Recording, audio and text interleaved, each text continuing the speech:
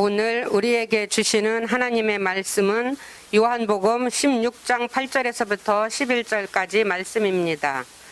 그가 와서 죄에 대하여 의에 대하여 심판에 대하여 세상을 책망하시리라. 죄에 대하여라 함은 그들이 나를 믿지 아니하며 의에 대하여라 함은 내가 아버지께로 가니 너희가 다시 나를 보지 못하며 심판에 대하여라 함은 이 세상 임금이 심판을 받았음이라. 우리에게 지상 대명령, 즉 주님께서 주신 가장 큰 명령으로 알려진 마태복음 28장 19절, 20절 말씀의 내용은 다음과 같습니다. 너희는 가서 모든 민족으로 제자를 삼아 아버지와 아들과 성령의 이름으로 세례를 베풀고 내가 분부한 것을 가르쳐 지키게 하라. 주님께서 제자들에게 그 명령을 주신 이후로 제자들은 그 다음부터 예루살렘과 온 유대와 사마리아 땅끝까지 온 천하에 다니며 복음을 전하게 됩니다. 그런데 우리가 알고 있는 제자들의 그 순전한 능력, 그들의 배경, 그들의 모습을 감안할 때 그 일은 결코 쉬운 일이 아니었습니다. 일단 그들은 팔레스타인을 벗어나 본 적이 없는 사람들이었어요. 그리고 그 지역 내에서도 뭐 학식이라든가 배경이라든가 뭐 율법적인 지식 정도라든가 모든 것이 평균 이하라고 볼 수 있는 사람들이었습니다. 그런데 그들이 예루살렘에서 유대 땅에서 복음을 전한다? 그것은 우리가 생각하는 것처럼 결코 쉬운 일이 아니었습니다. 왜 그랬을까요? 예루살렘에 있던 성전을 중심으로 한 유대 종교 지도자들의 활동 무대입니다. 그들은 예수님의 가르침을 계속해서 적대시하고 거부했죠. 이제 제자들이 나가서 그들 앞에서 복음을 전한다. 그럼 과연 어떤 일이 벌어질까요? 강한 저항을 받게 될 것입니다. 예수님이랑은 차원이 달라요. 그분은 곧 말씀이 육신이 되어 오셨기 때문에 그분이 하시는 말씀은 그대로 그분의 뜻, 그분에게 심겨진 하나님의 그 계시가 선포되는 것입니다. 다른 사람의 권위, 다른 사람의 지도가 필요하지 않아요. 하지만 제자들은 다릅니다. 그들이 비록 예수님과 3년 동안 함께하면서 많은 것을 배웠다 할지라도 여전히 그들은 알아야 되는 것이 많고 부족한 것도 많은 사람들입니다. 그런데 그들보다 훨씬 뛰어난 사람들 앞에서 이제는 논쟁을 펼쳐야만 하는데 과연 그들이 순전한 실력만 가지고 이길 수 있을까요? 불가능한 일이라고 할 수 있죠.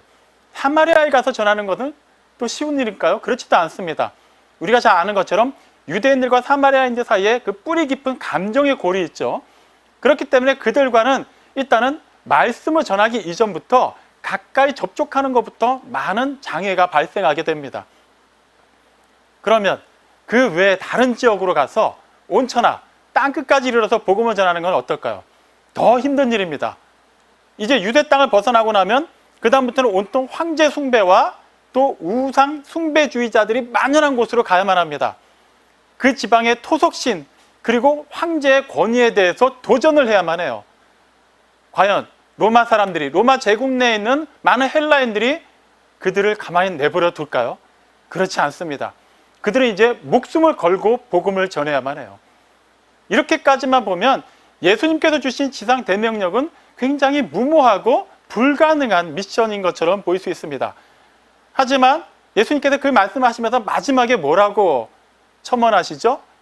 내가 세상 끝날까지 너희와 항상 함께 있을 것이다. 이러면 얘기가 달라져요. 제자들만의 능력으로 복음을 전하라고 하면은 그거는 쉬운 일이 아닌 정도가 아니라 아예 불가능한 일이라고 할 수 있지만 예수님이 끝까지 그들과 함께 하시면 충분히 할 수 있습니다. 그동안에 예수님의 사역이 그랬거든요. 제자들이 수적으로는 예수님보다 많았지만 실제 사역의 현장에서 말씀을 전하고 표적을 행하신 것은 예수님의 일이었죠. 그동안에 많은 어려움도 있었지만 그렇다고 해서 결정적으로 해를 입지는 않았습니다. 그러니까 예수님이 함께 하신다면 비록 많은 저항에 부딪힐지라도 끝끝내 극복하고 이길 수 있을 것이라는 것은 누구라도 예상할 수 있는 일입니다. 그런데 그 동일한 내용을 기록한 마가복음 마지막 부분 16장을 보면 얘기가 좀 달라요. 그러니까 다른 내용을 기록한다는 것이 아니라 상황이 좀 달라집니다.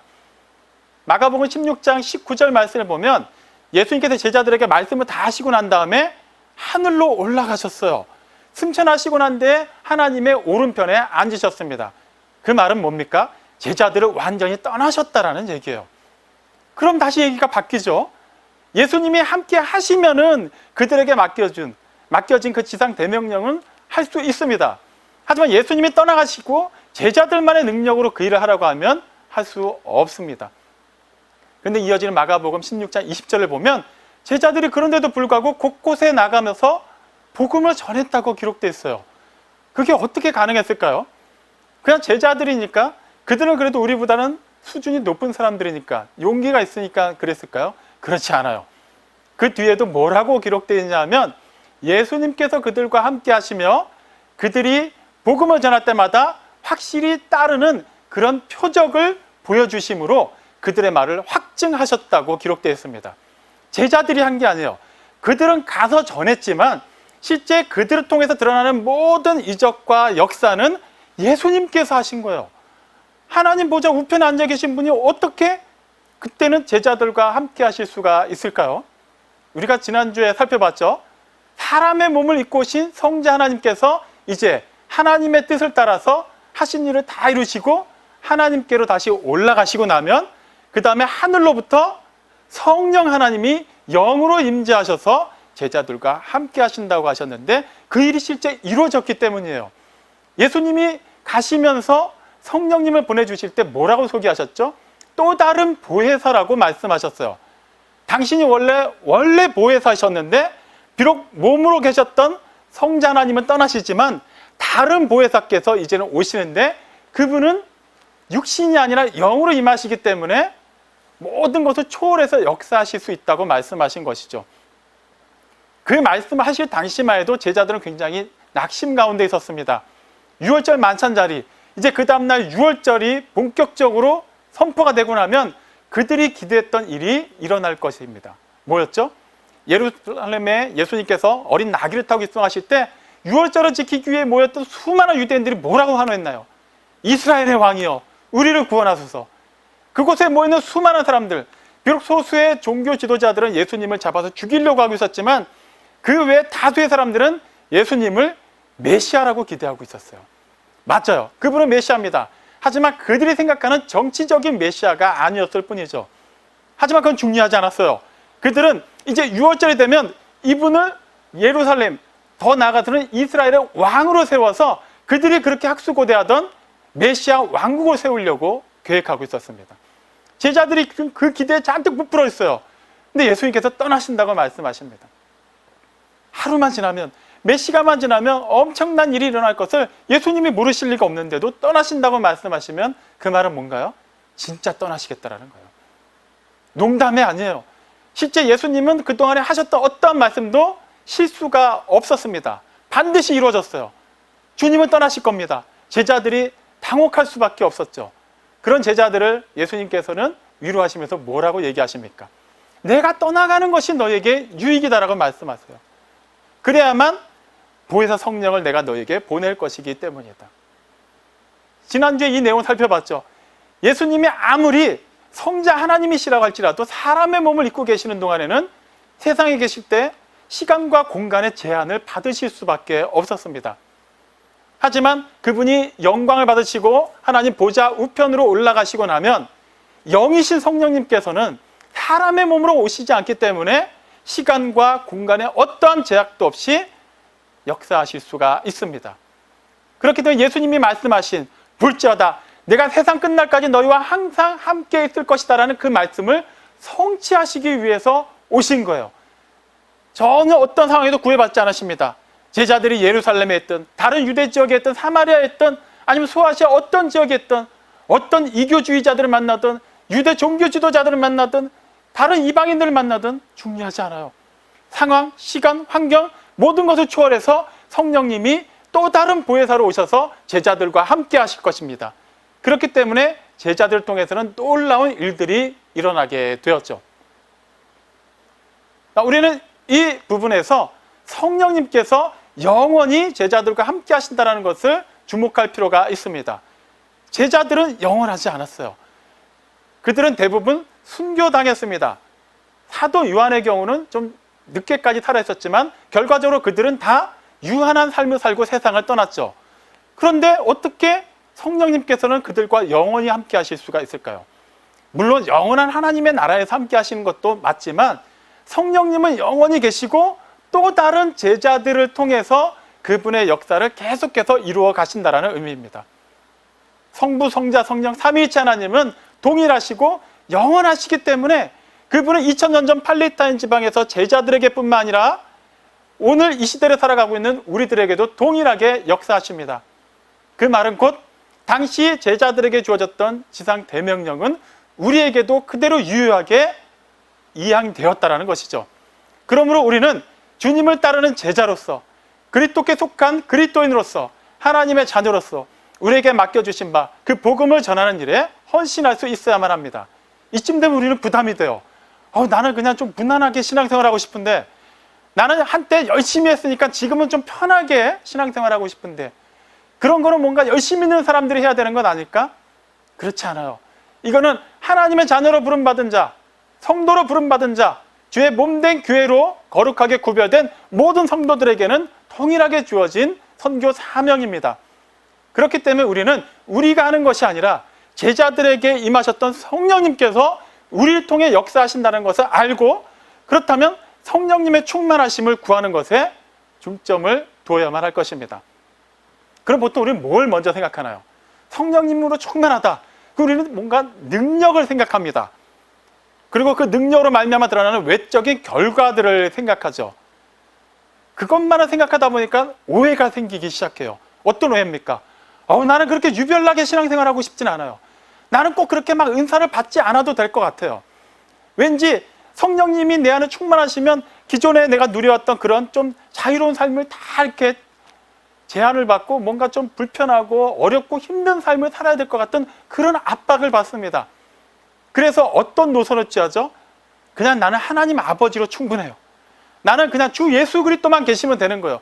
굳이 성령님까지는 그렇게 친하게 알고 싶지는 않다라고 생각을 하는 것이죠. 하지만 우리가 분명히 알아야 되는 것은 삼위일체 하나님은 그 각각의 위격으로 존재하시지만 또 결코 따로따로 떨어져서 독단적으로 행동하시지 않는다는 것입니다. 그 대표적인 사례를 창세기 1장 26절에서 볼 수 있어요. 사람을 창조하실 때 하나님께서 뭐라고 말씀하시냐면 우리의 형상을 따라 우리의 모습대로 우리가 사람을 만들자라고 말씀하세요. 그냥 우리가 생각할 때는 성자 하나님, 성령 하나님과는 별개로 성부 하나님 혼자서 다 만드신 것 같지만 결코 그렇지가 않아요. 삼위일체 하나님이 전혀 치우침이 없이 동일하게 그 뜻을 하나로 뭉치신 상태에서 모든 것을 만드셨어요. 그렇기 때문에 성령 하나님을 우리가 외면한다, 소홀히 대한다, 성부 하나님, 성자 하나님보다는 조금 더 거리를 둔다라고 하면 그 의미는 곧 하나님 아버지에 대해서도 예수님에 대해서도 우리는 거리를 두겠다라는 의미와 마찬가지가 됩니다. 그렇기 때문에 우리는 그렇게 한 극단으로 치우치는 것을 경계해야만 해요. 한쪽 극단이 있다면 또 맞은편에 다른 극단이 있기 마련이죠. 뭔가요? 능력을 구하되 그 능력만을 구하기 위해서 성령님으로 충만해지기를 원하는 것입니다. 그래서 막 성령 충만을 구하는 분들 중에 오류에 빠지면 이런 경우가 많이 보이죠. 그러니까 내가 원하는 은사를 받기 위해서 지금 내가 처해 있는 이 문제 해결을 위해서만 성령님이 필요한 거예요. 내가 평안할 때는 굳이 필요하지 않습니다. 결과적으로 뭐가 되는 거죠? 성령님은 그 사람에게 수단이 되는 거예요. 목적이 되지 않습니다. 하나님이 되실 수가 없어요. 내가 필요할 때만, 내가 호출할 때만 당장 나타나 주셔야 되는 도깨비 방망이에 불과하게 되는 것이죠. 그런 극단도 우리는 피해야만 합니다. 그렇다면 좌로도 우로도 치우치지 않게 해서 성령님을 바로 알아야 되는데 성령님께서 하시는 일이 무엇인지를 바로 아는 것이 중요하겠죠. 그래서 그것을 예수님께서는 요한복음 16장 8절을 통해서 분명히 말씀하셨습니다. 그가 오시면 죄에 대해서, 의에 대해서, 심판에 대해서 책망하실 것이다. 그 세 가지예요. 우리가 생각할 때는 뭐 그런 게 아니라 뭔가 막 엄청난 은사를 주시고 막 교회에 막 폭발적인 부흥을 허락하시고 뭔가 막 세계 복음화를 위해서 엄청난 역사가 일어날 것을 기대하는데 실제 성령님께서 하시는 주요한 일 세 가지는 죄에 대해서, 의에 대해서, 심판에 대해서 책망하신다는 거예요. 우리는 이 세 가지에 대한 책망을 좀 더 자세히 다음 주일에 살펴보기로 하고 오늘은 성령님께서 그것을 우리에게 책망하셔야만 되는 이유에 대해서 살펴보도록 하겠습니다. 자, 우리는 사실 이 부분을 접할 때 좀 당황스러울 수 있어요. 죄에 대해서, 의에 대해서, 심판에 대해서 굳이 우리에게 성령님이 안 계셔도 기본적으로 다 습득이 됐다고 여기기 때문이에요. 아니잖아요. 예수님이 사람의 몸 입고 세상에 오셔서 내 죄를 사하시고 십자가 달려 돌아가시고 부활하시고 영원히 살아계심으로 말미암아 그분의 의가 우리에게 전가되었고 원래 우리가 받아야 되는 하나님의 심판으로부터 우리를 자유롭게 해주셨어요. 이거는 그냥 성경을 굳이 깊이 알지 않고 예배 몇 번만 들어도 누구라도 외워서 얘기할 수 있습니다. 다 아는 거잖아요. 그런데 굳이 그 일을 위해서 성령님이 오셔야만 할까요? 성령님이 이미 그것을 다 알고 있는 우리에게 보다 좀 더 능력 있는 삶을 살기 위한 오늘 힘을 주시기 위해서 오시는 분으로 생각하기 때문에 우리는 성령님께서 실제로 하시는 그 일들을 조금 가볍게 여길 수가 있습니다. 하지만 이거는 완전한 우리의 착각이죠. 이사야서 55장 9절은 분명히 얘기합니다. 하늘이 땅에서 높은 같이 하나님의 길은 우리의 길과 다르고 하나님의 생각은 우리의 생각과 다르다고 말이죠. 이 말씀만 문자적으로 떼놓고 보면 우리는 또 다른 오해를 할 수가 있어요. 비록 지금은 이렇게 간격이 있지만 우리가 열심히 노력을 하면 우리의 그런 생각과 우리의 사고를 집대성해서 계속해서 뭔가 쌓아나가면 언젠가는 하나님의 수준에까지는 오를 수 있지 않을까요? 우리는 은연중에 그런 생각을 합니다. 실제 사람들이 그러한 것을 실행으로 옮겼던 대표적인 사건이 성경에 기록되어 있어요. 뭡니까? 바벨탑 사건이에요. 그들은 의기투합해서 어떻게든 그 탑을 쌓으면 하나님께 도달할 수 있다고 생각했어요. 결과가 어떻게 됐나요? 실패했습니다. 단지 언어가 흐트러졌기 때문에 실패한 것일까요? 그렇지 않아요. 물론 그것도 주요한 이유 중에 하나가 될 수 있습니다만 결과적으로는 하나님의 생각과 사람의 생각이 다르기 때문이에요. 하나님의 생각, 하나님의 뜻에는 결코 사람들이 어떤 방법을 동원하더라도 하나님께 다다를 수가 없습니다. 사람들은 그걸 몰라요. 마음만 먹으면 될 수 있다고 생각을 해요. 우리도 그런 부분에서 많은 실수를 하죠. 내가 하나님이라면 이렇게 할 것 같은데 그러다 보니까 우리가 기도하는 내용들의 면면을 자세히 살펴보면 하나님의 뜻이 하늘에서와 같이 땅에서 이루어지는 것은 생각보다 구하지 않습니다. 내가 이미 답을 정해놨어요. 지금 이때 이 일을 해주셔야만 내가 생각하는 그 하나님이 참 하나님이 되실 수가 있습니다.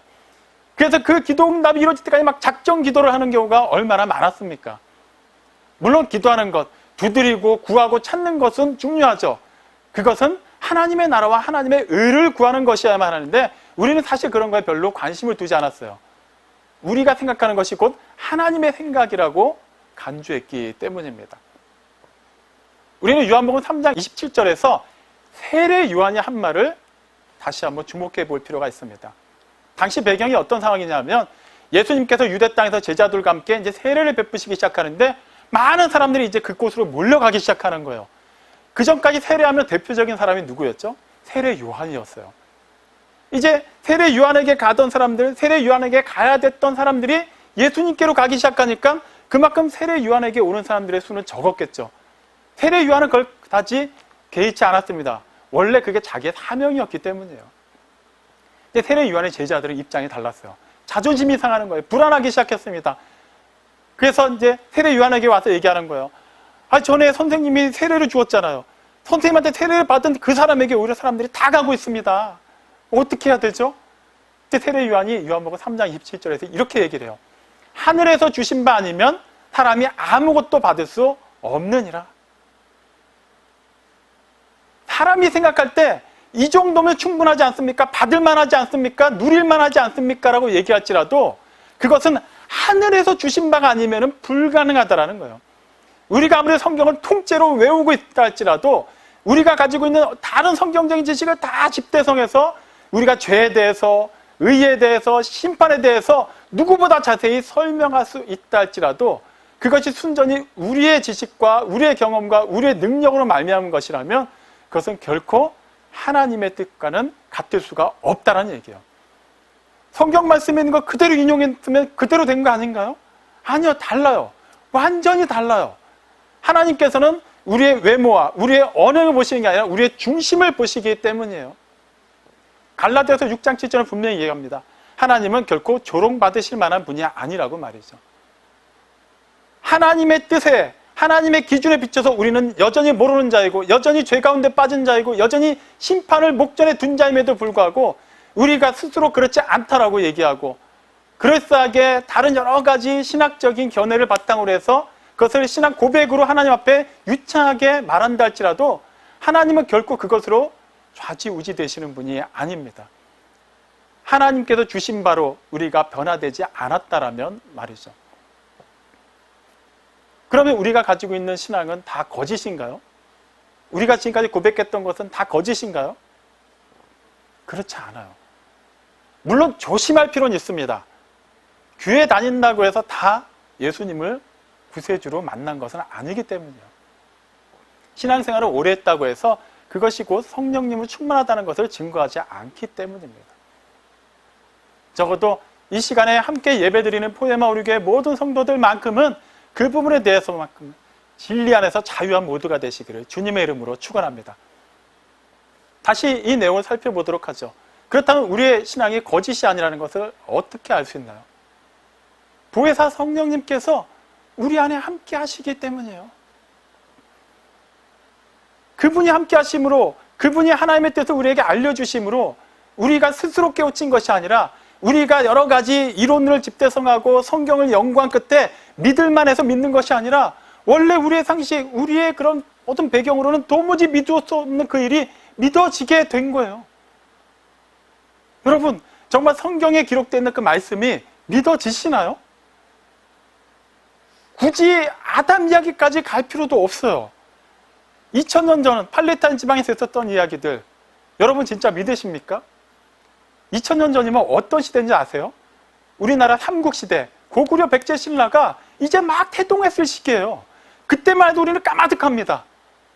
그냥 역사 시간에 그냥 그때 시조가 누구였고 그런 사건들 몇 가지만 알 뿐이지 상상이 안 가는 시대예요. 그런데 그때를 우리는 너무나도 생생하게 믿어요. 어떻게 이게 가능한 거냐고요. 성령님이 우리 안에 함께 하셔서 믿어지게 해주셨기 때문이에요. 우리는 결코 스스로 이것을 알 수가 없습니다. 어떻게 우리가 예수님을 우리의 주와 그리스도로 믿고 있죠? 그분이 우리의 주님이 되시고 그리스도가 되신다는 것은 기본 전제가 있어야만 해요. 뭡니까? 우리가 죄인이라는 것을 알아야만 해요. 우리가 죄인이라는 것을 알고 하나님께서 우리에게 의를 요구하시는데 그 의를 충족시킬 수 없다는 것을 알아야만 해요.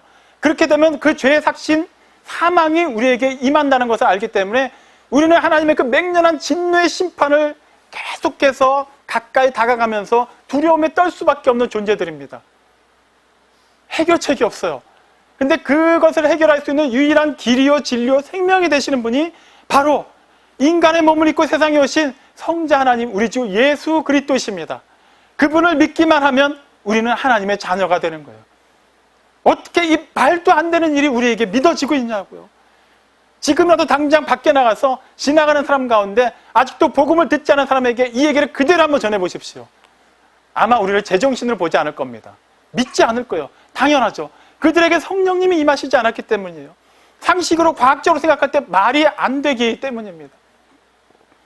근데 우리는 그것을 믿어지게 됐어요.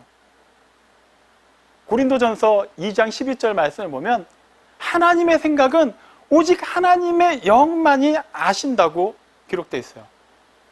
우리는 아무리 알려고 해도 알 수가 없어요. 근데 어느 정도는 알 수 있는 능력은 주셨죠. 어떻게 그게 가능했을까요? 원래 사람이 어떻게 지어졌습니까? 하나님의 형상을 따라 지음받았어요. 그 하나님의 생기가 그 속에 들어갔어요. 그래서 그는 살아있는 생명, 영적인 존재였습니다. 원래 사람은 그랬어요. 하나님을 아는 존재였어요. 그런데 하나님의 말씀에 불순종하고 범죄함으로 말미암아 죽게 되었죠. 어떻게 죽었나요? 실제 우리가 생각하는 것처럼 수명이 다해서 그 순간 목숨이 끊어져서 죽었나요? 그렇지 않아요. 창세기 5장 3절 말씀을 보면 아담이 셋을 낳고 그 후로 800년을 더 살았는데 그때 나이가 130세라고 기록되어 있습니다. 다시 말하면 처음에 선악과를 먹으면 너가 반드시 죽을 것이라고 하나님 말씀하셨는데 그가 먹었지만 죽지 않았어요. 그러니까 그 먹은 시점을 기준으로 하면 800년 이상을 더 산 겁니다. 뭐가 문제죠? 하나님 말씀이 틀렸나요? 아니요. 영원히 죽지 않을 존재로 영원하신 하나님과 영원히 교통하게 지음받았지만 하나님을 알 수 있는 능력, 영원히 살 수 있는 그 생명이 완전히 끊어져 나간 거예요. 그 영원한 생명에서 그는 죽음으로 옮겨지게 되었습니다. 이 땅에서 몇 년을 사는지는 중요하지 않아요. 하나님을 알 수 있는 모든 능력이 다 사라지게 된 것입니다. 그 유전으로 태어난 모든 인류, 우리를 포함해서 모든 사람들은 하나님을 결코 알 수가 없습니다. 그러면 어떻게 될까요? 우리 속절없이 심판을 받아야만 해요. 우리는 죄인이기 때문입니다. 하지만 하나님께서 우리 안에 그 능력을 완전히 걷어가지 않으셨어요. 로마서 1장 19절 20절 말씀에 뭐라고 기록되어 있죠? 하나님께서 만드신 모든 만물, 그것을 통해서 하나님의 신성을 알 수 있도록 사람들에게 능력을 주셨어요. 좀 더 쉽게 표현하면 하나님을 알 수는 없지만 하나님에 관해서는 알 수 있게 하셨다는 거예요. 세상에 존재하는 모든 생명체를 보십시오. 이게 사람이 만들 수 있는 건가요? 이게 자연 발생적으로 그냥 우연한 하나의 폭발로 인해서 그냥 순식간에 만들어질 수 있나요? 아니에요. 누군가가 만들었기 때문이에요. 누구라도 그걸 인정할 수밖에 없어요. 다만 그 누군가가 누구인지에 대해서는 정확히 알지 못할 뿐이죠. 우리는 어림짐작으로라도 하나님이 계시다라는 것은 알 수 있어요. 하지만 그것만으로는 우리가 죄인이라는 것, 하나님께서 우리에게 의를 요구하신다는 것, 그것이 해결되지 않은 상태에서 우리는 심판을 받아야 된다는 것을 결코 알 수가 없습니다. 근데 우리는 그걸 알게 되었죠. 하나님께서 직접 오셔서 말씀하셨기 때문이에요. 그리고 그 말씀이 육신이 되어 사람들 사이에 거하시면서 가르치셨죠. 그리고 그분이 다시 영광을 받으시고 올라가시면서 성령님을 보내주셨어요. 성령님께서 오시면은 뭘 하신다고 하셨죠? 네, 예수님께서 하신 말씀을 생각나게 하시고 또 제자들이 알아야 되는 모든 것을 가르치실 것이라고 말씀하셨어요. 그분은 2000년 전에 제자들에게 뿐만 아니라 지금 우리에게도 함께 하시기 때문에 우리는 직접 예수님의 말씀을 들은 적이 없어요. 예수님을 본 적도 없어요. 그런데 성령님께서 예수님의 말씀을 생각나게 해주십니다. 가르쳐 주십니다. 물론 이거는 저번에 다른 설교를 통해서 말씀드렸어요. 우리가 가만히 있으면 알아서 말씀이 다 알아지는 것이 아니라 우리가 또한 기록된 하나님의 말씀을 주야로 묵상하고 그 말씀에 깨어 있을 때 그 말씀이 유기적으로 살아서 우리 통해서 살아서 생명으로 역사할 수 있도록 성령님께서 역사하신다고 말이죠. 그렇기 때문에 우리는 우리가 해야 되는 일을 하기만 하면은 그 다음은 성령님께서 하실 겁니다. 하나님께서 우리에게 기록된 말씀을 주셨기 때문에 우리가 말씀을 묵상하고 그 말씀을 통한 하나님의 뜻을 구하기만 한다면 그 말씀의 원저자가 되시는 성령님께서는 우리의 그 눈을 밝혀주시고 그 빛을 조명해 주심으로 말미암아 하나님의 뜻을 우리에게 알려주실 거예요. 성령님만이 하나님의 뜻, 하나님의 생각을 아시고 그분이 우리 안에 내주하심으로 말미암아 그 뜻을 깨우쳐 주시기 때문에 우리는 하나님을 아버지라 부를 수 있게 되었고 예수님을 주와 그리스도로 고백할 수 있게 되었고 성령님을 보혜사로 그리고 그분이 우리 안에 거하시는 또 우리가 그분의 성전임을 고백함으로 담대하게 하나님께 나아갈 수 있게 되었고 하나님께서 맡겨주신 이 삶을 살아낼 수 있게 된 것입니다. 성령님께서 오셔서 죄에 대해서 의에 대해서 심판에 대해서 책망하셨기 때문에 우리는 그거에 대해서 깨달을 수 있게 되었고 그거에 대한 근본적인 해결책을 구할 수 있게 되었고 그 해결책이 인격적으로 우리 안에 내주하시고 우리가 그분의 말씀 안에 거함으로 말미암아 우리는 완전히 죄와 사망에서 자유케 되었습니다. 이제는 하나님의 자녀로서의 삶, 예수님의 제자로서의 삶, 성령님의 전으로서의 삶을 살아내기만 하면 돼요. 그러면 하나님께서 우리 통해 역사하십니다. 예수님께서, 성령님께서 우리 통해 역사하십니다. 여전히 팬데믹 시대를 살아가면서 우리는 많은 제한과 많은 어려움 속에서 막막한 문제들을 시시각각 대면할 수밖에 없습니다. 이때마다 우리는 성령님의 충만을 구하면서 당연히 우리가 실제적으로 필요하다고 여기는 것만을 구하기가 쉽습니다. 하지만 정말 우리에게 필요한 것, 하나님이 누구보다 잘 알고 계십니다. 여호와 일의 아버지 하나님께서 반드시 예배해 두신 것이 있습니다. 우리는 다만 하나님께서 주시는 그 말씀대로 살아내기만 하면 우리에게 있어야 되는 것은 하나님이 다 때에 따라서 채워주십니다. 우리가 도무지 감당할 수 없는 그 문제, 우리가 이것을 극복해야 되는데 어떻게 해야 될지 모를 때 그것을 극복할 수 있는 힘을 주시고 때에 따라서는 피할 수 있는 길도 주십니다. 우리가 길을 정할 필요 없어요. 우리가 방법을 정해놓고 구할 필요가 없습니다. 신실하게 성령님께서 우리 안에 거주하시고 또 성령님께서 역사하실 수 있도록 우리의 전인격을 우리의 몸과 마음을 통전적으로 내어 맡기기만 하면 그 다음은 삼위일체 하나님께서 역사하실 거예요. 우리에게 깨달음바 주신 그 은혜를 우리 통해서 또 우리 가정에 또 우리가 함께하는 모든 그 믿음의 관계 속에서 여전히 하나님을 알지 못하는 그런 많은 공동체 속에서 그 깨달음을, 그 능력을, 그 은혜를 전할 수 있도록 우리를 복의 통로로 사용하여 주실 것입니다. 사랑하는 성도 여러분, 우리는 죄에 대해서, 의에 대해서, 심판에 대해서 분명히 자유로운 사람들입니다. 이것은 우리 스스로의 능력으로 말미암은 것이 아니라 성령 하나님께서 우리 안에 내주하심으로 우리를 통하여서 성령의 열매를 맺게 하심으로 하나님을 기쁘게 하고 그렇게 하나님의 영광 가운데 쓰임받도록 해주시는 이 모든 구속사 속에서 이루어지는 것임을 잊지 마십시오. 우리가 힘써야 되는 것은 성령으로 충만하기를 구하고 그리고 성령님께서 우리를 이끌어 가실 때 우리에게 깨달음을 주실 때 때에 따라서 책망하실 때 그리고 우리에게 길을 비춰주실 때 그대로 따르기만 하면 됩니다. 성령의 역사, 우리가 정하는 것이 아니라 성령 하나님의 그 주권에 따라서 가장 좋은 길로 이루어질 것입니다. 지금 우리가 당면한 여러 가지 문제들 오히려 기뻐하십시오. 담대하게 그것을 맞아 들이십시오. 그 모든 것이 합력하여 선의 이름으로 말미암아 하나님의 나라의 확장을 위해서 아름답게 쓰임받게 될 것입니다. 이 놀라운 은혜를, 역사를 성령님의 충만하심 가운데서 신실하게 누리고 아름답게 증거하는 우리 모두가 되기를 주님의 이름으로 축원합니다. 아멘.